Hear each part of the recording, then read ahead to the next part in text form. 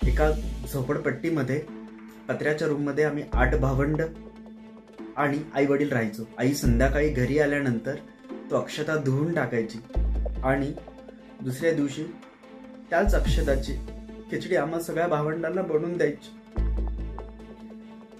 आणि ज्यावेळेस मी स्टेजवरती एंड मध्ये जाऊन पडलो त्यावेळेस माझे 4ही टाके तुटलेले होते आणि पूर्ण स्टेजवरती रक्त रक्त झालं होतं। इतर राज्य सगळे पाहत होते की 2 गोल्ड मेडलिस्ट मेकअप मध्ये हे महाराष्ट्राला मिळाली। जर टाके तुटेपर्यंत नाचण्याची वेळ माझ्यावर आली नसती की तुमची भूक, तुमची दारिद्र्य, तुमची लाचारी तुम्हाला कशी घडवते याचं उत्तम उदाहरण म्हणजे माझी जोश टॉक आहे।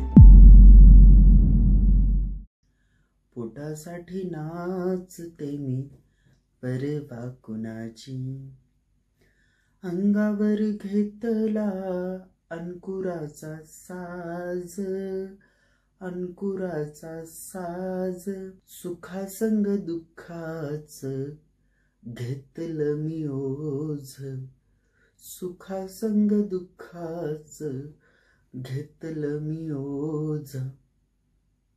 हा भाग मी त्या दिवशी केला आणि ज्यावेळेस स्टेजवरती एंड मध्ये जाऊन पडलो त्यावेळेस 10-15 सेकंदाच्या पिनड्रॉप सायलेंट आणि त्यानंतर टाळ्यांचा कडकडाट। टाळ्या एखाद्या कलाकारासाठी खूप प्रोत्साहनपर असतात, परंतु मला माझ्या आयुष्याच्या व्यथेला मनोरंजन म्हणून पोट भरण्याचा एक पर्याय होता फक्त। भूक माणसाकडून काही करून घेऊ शकते, खरंच आहे ते। भुकेतल्या ताकदीची कहाणी म्हणजे माझी कहाणी। नमस्कार मित्रांनो, मी लखन परळीकर, सिने मेकअप आर्टिस्ट। आज मी तुमच्यासमोर उभा आहे त्याचं कारण असं की तुमची भूक, तुमची दारिद्र्य, तुमची लाचारी तुम्हाला कशी घडवते याचं उत्तम उदाहरण म्हणजे माझी जोश टॉक आहे। आजही ज्यावेळेस मी रोडे चौकातून जात असतो परळीमधून त्यावेळेस आठवतात ते दिवस। एका झोपडपट्टीमध्ये पत्र्याच्या रूममध्ये आम्ही 8 भावंड आणि आई वडील राहायचो। आई हॉटेलमध्ये कामाला जायची, बाबा पेंटर होते। आणि आज वर्षाचा फेवरेट टाइम म्हणजे माझा लग्नाचा सीझन असतो। हो, कारण आम्हाला भरपूर काम मिळतं आणि त्यावेळेसही लहानपणी माझा वर्षाचा फेवरेट टाइम म्हणजे माझा लग्नाचा सीझनच होता। त्याचं कारण माहिती आहे, कारण बहिणीसोबत झोळी घेऊन आम्ही कुठल्याही लग्नात शिरायचो आणि पडलेला जो अक्षता असतो तो गोळा करून आणायचो। आई संध्याकाळी घरी आल्यानंतर तो अक्षता धुवून टाकायची आणि दुसऱ्या दिवशी त्याच अक्षताची खिचडी आम्हा सगळ्या भावंडांना बनवून द्यायची।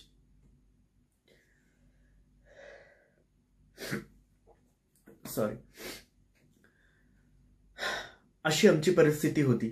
जुन्या शिल्लक पानातून वही बनायची। सफरचंद काय असते हे तर मला अक्षरशः 10वीला कळाले। अशी गरीब परिस्थिती असताना मी काम करत होतो। छोटे मोठे मिळेल ते आर्टिस्टचं काम करायचो मी। त्यावेळेसही बाबांचा वारसा होता माझ्याकडे कला होती, पण बाबांचं स्वप्न होतं की मी टीचर बनावं। पण मला माहित होतं की मी टीचर चांगला बनू शकणार नाही। त्याचं कारण असं होतं की माझ्यातला कलाकार मला बसू देत नव्हता, त्याच्यामुळे मी शिक्षकी पेशाकडे वळू शकलो नाही। पण लहानपणापासूनच मी रांगोळी काढून, मेहंदी काढून छोटी मोठी रक्कम मिळवायचो, पण त्यामुळे गरज पूर्ण होत नव्हती। त्यानंतर मी डान्स करायला लागलो, डान्समध्ये स्पर्धेमध्ये भाग घ्यायला लागलो। स्पर्धेमधून मला थोडीफार बक्षिसं मिळायला लागली आणि अशीच एकदा मी भैरवी बसवली आणि माझी बहीण माहेरी आली। नुकतंच लग्न झालं होतं तिचं आणि ती माहेरी आली होती। माहेरी आल्यानंतर तिचा दागिना घरच्यांनी गहाण ठेवला। बहुतेक वाईट दिवस होते त्याच्यामुळे तो दागिना गहाण ठेवण्यात आला आणि माझ्या पायाला 4 टाके होती, कारण काच घुसून, डान्समुळेच काच घुसलेला आणि त्याला 4 टाके पडलेले। आणि बहीण माहेरी आल्यानंतर तिचा दागिना गहाण ठेवण्यात आला। मग तिचा नवरा तिला घ्यायला आला। मग तिचा नवरा घ्यायला आल्यानंतर आम्ही सगळेजण तिला कसं माहेरी पाठवायचं, सासरी पाठवायचं ह्याच्यामध्ये आम्ही, कारण तिचा दागिना जर सोडून आणला नसता तर तिचा नवऱ्याने तिला घेऊन गेला नसता आणि प्रॉब्लेमच होता। त्या दिवशी पेपरमध्ये मी एक बातमी वाचली एका डान्स कॉम्पिटिशनची आणि त्या डान्स कॉम्पिटिशनला मी जायचं ठरवलं। पायात तर 4 टाके होते, मग इकडनं तिकडनं पैसे जमा केले थोडेसे आणि घरच्यांना न सांगता मी एका बीड शहरामध्ये मी स्पर्धेसाठी गेलो. स्पर्धेसाठी गेल्यानंतर दिवसभर काही न खाल्ल्यामुळे ग्लानी आली होती आणि ड्रेसिंग कशीबशी केली, त्याचबरोबर घुंगरं घातले, मेकअप केला आणि मी वाट बघत होतो की माझा क्रमांक कधी येणार म्हणून. आणि तो माझा क्रमांक आला. मी भैरवी केली, लाज धरा पाहुणं जरा पोटासाठी नाचते मी परवा कुणाची. आणि ज्यावेळेस मी स्टेजवरती एंडमध्ये जाऊन पडलो त्यावेळेस माझे 4ही टाके तुटलेले होते आणि पूर्ण स्टेजवरती रक्त झालं होतं. त्यानंतर एक जज आली आणि जजने मला घट्ट मिठी मारली आणि म्हणाली, तुझ्या आयुष्यात एवढं काय दुःख आहे की तू सगळ्यांच्या डोळ्याच्या काठ्या ओल्या केल्यास. पण मी मॅच्युअर नसल्या कारणाने मी तिला योग्य पद्धतीने उत्तर देऊ नाही शकलो आणि रिझल्टची वाट बघत होतो की मी रिझल्ट कधी लागणार. स्पर्धक तर प्रचंड आले होते. राज्यस्तरीय स्पर्धा असल्यामुळे औरंगाबाद, नाशिक, पुणे, मुंबई, नागपूर इथून सगळीकडनं स्पर्धक आले होते आणि मला माझा परफॉर्म कसा झाला होता माझ्या भुकेपोटी मला कळलंच नाही. आणि ज्यावेळेस माझा क्रमांकाची बारी आली, म्हणजे बक्षीस वितरणाची वेळ आली, त्यावेळेस मला वाटलं 4था तरी क्रमांक मिळेल, कारण पैसे तरी घरी पोहोचण्यापुरते पैसे तरी असायला हवेत. त्याच्यामुळे मला 4था क्रमांक मिळेल अशी अपेक्षा होती. परंतु 4था क्रमांकही नाही मिळाला, उत्तेजनार्थही नाही मिळालं. मग मी खूप अस्वस्थ झालो. आता मी कसं पोहोचणार घरी. मग त्याच्यानंतर 3रा क्रमांक घोषित केला, 2रा क्रमांक घोषित केला. पहिल्या आणि दुसऱ्याची तर मी अपेक्षाच नव्हती ठेवली. आणि झाली गंमत अशी की ती अँकर विचारत होती की तुम्हाला काय वाटतं की फर्स्ट क्रमांक कुणाला मिळणार. तर पब्लिकमधून आवाज येत होता, परळीचा लखन. आणि मी आबगलोच की माझं नाव कसं घेत आहे ती पब्लिक म्हणून. आणि तेवढ्यात ती अँकर म्हणली, करेक्ट, परळीच्या लखनने फर्स्ट प्राइज घेतलेला आहे. ती एवढी मोठी रक्कम मी घेऊन घरी आलो. दुसऱ्या दिवशी बहिणीचे दागिने सोडले आणि त्याच्यानंतर ती तिच्या गावी गेली, सुखरूप गेली. पण मी मोठा होत होतो, मला वेगळं करण्याची काहीतरी जिद्द होती. मग मी परळी माहेरच्या जत्रेत लावण्य संध्या नावाचा कार्यक्रम परळीमध्ये ऑर्गनाईज केला, तिकीट शो महिलांसाठी. आणि त्या महिलांच्या शोसाठी खूप चांगल्या पद्धतीने प्रतिसाद मिळाला. तिकीट शो ऑर्गनाईज केला होता. मग त्याच्यातून जी रक्कम मिळाली होती मी थेट मुंबई गाठली. मुंबईमध्ये ब्युटी थेरपी आणि हेअर ड्रेसिंगचा मी प्रोफेशनल कोर्स केला. 6 महिने मुंबईत काढले, खूप वाईट मुंबईत दिवस काढले. त्याच्यानंतर परत गावी आलो. गावी आल्यानंतर सलोन टाकल्यानंतर चांगला ग्राहक जमवत होतो. कारण परळी शहरामध्ये म्हणजे छोटं UP म्हणतात परळीमध्ये, तर थोडी भीतीचं वातावरण तर सुरुवातीला होतंच की मी लेडीज सलॉन टाकतोय, ते चालणार की नाही वगैरे.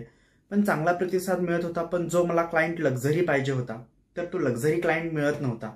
त्याच्यामुळे लक्झरी क्लायंट शोधण्यासाठी मला वेगवेगळे उपक्रम करायचे होते. मग मी ऑल इंडिया हेअर अँड ब्युटीची एक कॉम्पिटिशन असते, ती कॉम्पिटिशन होते दिल्लीमध्ये होते आणि गेली 3 वर्ष झालं मी तिथे प्राइज मारतोय. तर गेल्या वर्षीची अशी गंमत अशी की मी फक्त ऑनलाईन स्पर्धेमध्ये पार्टिसिपेट केलं होतं. त्यांच्या ब्राईड ऑफ इंडिया नावाची ती स्पर्धा होती आणि त्या स्पर्धेमध्ये मी पार्टिसिपेट केलं होतं आणि तिथं ऑनलाईन फोटोज पाठवायचे होते, ते पाठवले होते. पण आता हजारो फोटो येतात तिथे, त्याच्यामुळे मला माहित नव्हतं की मला तो क्रमांक मिळणार की नाही वगैरे. पण मला एक महाराष्ट्राचे जे आयबाचे जे अध्यक्ष आहेत महाराष्ट्राचे, मला त्यांचा फोन आला आणि ते म्हणले की लखन, तुला लाईव्ह मॉडेल स्पर्धेमध्ये स्टेज मेकअपसाठी जावं लागणार आहे. मी म्हटलं सर, माझी तर काहीच तयारी नाहीये आणि 3च दिवस स्पर्धेला राहिले होते. आणि ज्या स्पर्धेमध्ये मला पार्टिसिपेट करायचं होतं, इतर राज्यातले स्पर्धक वर्षभर तयारी करतात आणि माझ्याकडे तर खूपच कमी वेळ होता. खूप म्हणजे फक्त 3च दिवस होते. त्याच्यामध्ये मॉडेल बुक करायची, ड्रेस घ्यायचा, त्याच्यावरचं डिझाईन रेडी करायचं, अशी बरीच कामं होती. आणि त्या दरम्यान माझे क्लासेस सुरू होते. मग तरी पण मी ते सगळं बाजूला ठेवलं आणि मॉडेल पहिल्यांदा बुक केली. मॉडेल बुक केल्यानंतर मला ड्रेस काही मिळाला, कारण तिथं जे ड्रेसेस येतात ते खूप जबरदस्त असतात. खूप क्रिएटिव्ह ड्रेसेस असतात, खूप बल्की असतात, त्याच्यामुळे तशा पद्धतीचा ड्रेस स्पर्धेसाठीचा मला मिळणं कठीण होतं. तर मग मी तो ड्रेस शोधत होतो. मग माझा एक मित्र आहे, तो चायनाहून ड्रेस आणतो. मग मी त्याला कॉल केला की तुझ्याकडे असं काही कलेक्शन आहे का? ते म्हटलं एक ड्रेस माझ्याकडे आहे, मी तो फोडला पण नाहीये. मी म्हटलं असू दे, मी तो घेऊन जाईल. अक्षरशः मला एअरपोर्टला तो ड्रेस मिळाला, मॉडेल बुक केली. खूप फजिती होत असताना मी पुण्यातून मुंबईमध्ये कसं बसं पोहोचलो. जोरदार मुसळधार पाऊस होता, जूनमध्ये ती स्पर्धा असते. आणि मी रात्री 2 वाजता पोहोचणार होतो आणि एक 5 वाजता मेकअपला बसता येईल म्हटलं, आणि एक 10-10:30 पर्यंत मेकअपला वेळ लागतो, कारण तो खूप क्रिएटिव्ह मेकअप असतो आईज भोवती करण्यासाठीचा, त्याच्यामुळे. आणि मग त्या स्पर्धेसाठी आम्ही जायचं ठरवलं. आणि मग एअरपोर्टवरती आमचं जे प्लेन होतं, पाऊस खूप मुसळधार सुरू असल्यामुळे ते प्लेन खूप लेट झालं. म्हणजे आम्हाला त्यांनी 3 वाजता टेक ऑफ घेतला आणि त्याच्यानंतर मग आम्ही दिल्लीमध्येच एक 5 वाजता पोहोचलो, 5-5:30 वाजता. माझी मॉडेल, आम्ही हॉटेलवरती पोहोचलो, माझी मॉडेल आणि मी. आणि हॉटेलवरती पोहोचल्यानंतर आम्ही ब्रश केला आणि लगलीच मेकअपला बसलो. आम्हाला खूप लेट झालेला होता ऑलरेडी, कारण एवढ्या जिद्दीने जातोय तर तिथे नंबर पण मिळाला पाहिजे ही अपेक्षा असते. आणि कसं बसं एक 10:30-11 वाजेपर्यंत माझा मेकअप रेडी झाला. मेकअप रेडी झाल्यानंतर आम्ही तिथे गेलो, पण मला 15 मिनिटं लेट झालं त्या स्पर्धेमध्ये जाण्यासाठी. तर ते स्पर्धक खूप स्ट्रिक्ट असते ती, त्याच्यामुळे ते खूप सारे स्पर्धक पार्टिसिपेट करतात आणि सगळे टाइमाचे खूप बंधनं असतं, त्याच्यामुळे खूप वेळेत पोहोचावं लागतं. मग वेळेत पोहोचलो नसल्या कारणाने मला घेत नव्हते. मग महाराष्ट्राचे काही लोक होते तिथे, त्यांना रिक्वेस्ट करून त्या स्पर्धेमध्ये कसं बसं आम्ही पार्टिसिपेट झालो, कारण एवढी फजिती करून गेलो होतं. त्याच्यामुळे पार्टिसिपेट होणं फार आवश्यक होतं, नाहीतर ती सगळी मेहनत ही माझी व्यर्थ गेली असती. त्यानंतर माझ्या मॉडेलने खूप छान परफॉर्म दिला. 2 तास जजिंग चाललं. त्यानंतर शेवटची स्पर्धा ही होती, त्याच्यानंतर बक्षीस वितरण होतं. बक्षीस वितरणची वेळ आली. त्यानंतर पहिल्यांदा ऑनलाईन स्पर्धेचं बक्षीस वितरण होत होतं. त्याच्यामध्ये 3rd क्रमांक हा मुंबईला गेला, 2nd हा मुंबईला गेला, आणि 1st जो ब्राईड ऑफ इंडियाचा जो किताब आहे, जो पूर्ण भारतभरातून खूप सारे फोटोज येतात, ते बक्षीस मी, म्हणजे ह्या वर्षी त्याच्यावरती माझं नाव कोरलं गेलं, लखन परळीकर, आणि ते गोल्ड मेडल मला मिळालं. त्यानंतर लाईव्ह मॉडेलचा रिझल्ट बाकी होता. लाईव्ह मॉडेलचाही वेळ आली, बक्षीस वितरणाची वेळ आली. बक्षीस वितरणामध्ये 3rd क्रमांक मुंबईला गेला, 2nd पण मुंबईला गेला, आणि 1st जो आहे तो परत मला मिळाला. इतर राज्य सगळे पाहत होते की 2 गोल्ड मेडलिस्ट मेकअपमध्ये हे महाराष्ट्राला मिळाली. महाराष्ट्रासाठी पण अभिमानाची गोष्ट होती, आणि स्पेशली माझ्यासाठी तर खूपच अभिमानाची. एकेकाळी लादीवर पडलेला तांदूळ खाल्लेला मुलगा तुम्हाला हेच सांगत आहे की तुमच्या भुकेला तुमची ताकद बनवा. त्या बालपणीच्या परिस्थिती जर माझ्यावर तशी आली नसती, तर आज कदाचित नवीन कपड्यांची जोड मला मिळाली असती, तर आज नवीन ब्रँडेड कपड्यांची किंमत मला कळाली नसती. जर टाके तुटेपर्यंत नाचण्याची वेळ माझ्यावर आली नसती, तर आज माझ्या आवडीमध्ये बसण्याचं सुख मला उपभोगता आलं नसतं. कितीतरी रात्री जागून काढल्या नसत्या, तर आज मला माझ्या देखण्या घरामध्ये झोपण्याचं सुख लाभलं नसतं. तर मित्रांनो, जोश टॉकच्या माध्यमातून ह्या चॅनलपर्यंत पोहोचलाच आहात, तर इथं येण्याचं स्वप्न बाळगा, इथे येऊन तुमचे जोश टॉक देण्याचं स्वप्न बाळगा. थँक्यू. हा व्हिडिओ आपल्याला कसा वाटला हे आम्हाला कमेंट सेक्शनमध्ये कळवा, आणि आपल्या मित्रांसोबत शेअर करायला विसरू नका.